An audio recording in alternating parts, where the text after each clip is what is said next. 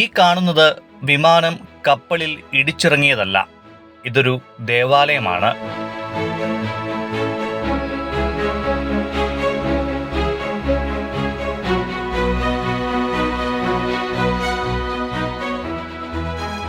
തമിഴ്നാട്ടിലെ തിരുനെൽവേലി ജില്ലയിലെ ഉവരി എന്ന തീരപ്രദേശത്ത് കൂടി കടന്നു പോകുമ്പോൾ ഒരു കപ്പൽ കടലിൽ നങ്കൂരമിട്ടിരിക്കുന്നത് പോലെയും ഒരു വിമാനം അതിനുള്ളിലേക്ക് ഇറങ്ങാൻ ശ്രമിക്കുന്നത് പോലെയും ഒരു കാഴ്ച കാണാം.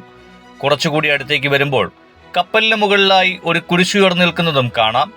ഒട്ടേറെ ആളുകൾ ഭക്തിയോടെ അതിനുള്ളിലേക്ക് പ്രവേശിക്കുന്നു. ആയിരക്കണക്കിന് തീർത്ഥാടകരെ ആകർഷിക്കുന്ന പ്രശസ്തമായ കപ്പൽ മാതാ ദേവാലയമാണിത്. സെൽവമാതാ പള്ളി എന്ന് ഔദ്യോഗിക നാമം. ബംഗാൾ ഉൾക്കടലിന്റെ തീരത്താണ് ദേവാലയം സ്ഥിതി ചെയ്യുന്നത്.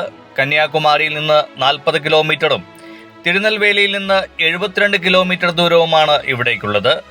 ഈ പ്രദേശത്ത് പണ്ട് ഒരു ചെറിയ ദേവാലയം ഉണ്ടായിരുന്നു. ഇത് ഗോവ മിഷന്റെ കീഴിലുമായിരുന്നു. പിന്നീട് കടൽക്ഷോഭം കാരണം ആ പഴയ ദേവാലയത്തിന് കേടുപാട് സംഭവിക്കുകയും 1903 അതൊരു സ്കൂളായി മാറ്റുകയും ചെയ്തു അത്രേ.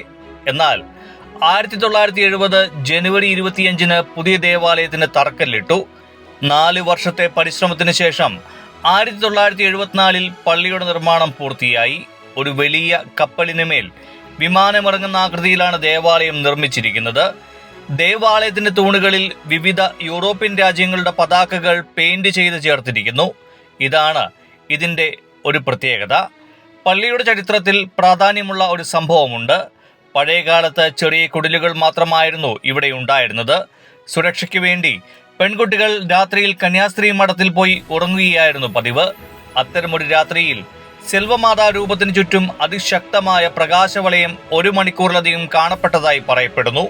ഈ അത്ഭുത സംഭവം നടന്നത് സെപ്റ്റംബർ 18 അതിനാൽ എല്ലാ വർഷവും ഈ ദിവസം ദേവാലയത്തിലെ പ്രധാന തിരുനാളായി കൊണ്ടാടുന്നു.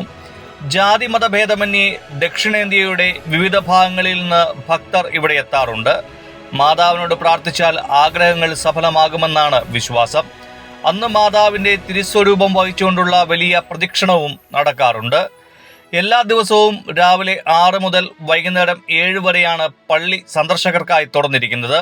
ഇതിനടുത്തായി പാറയിൽ കൊത്തിയെടുത്ത മനോഹരമായ സെയിന്റ് ആന്റണീസ് പള്ളിയുമുണ്ട്.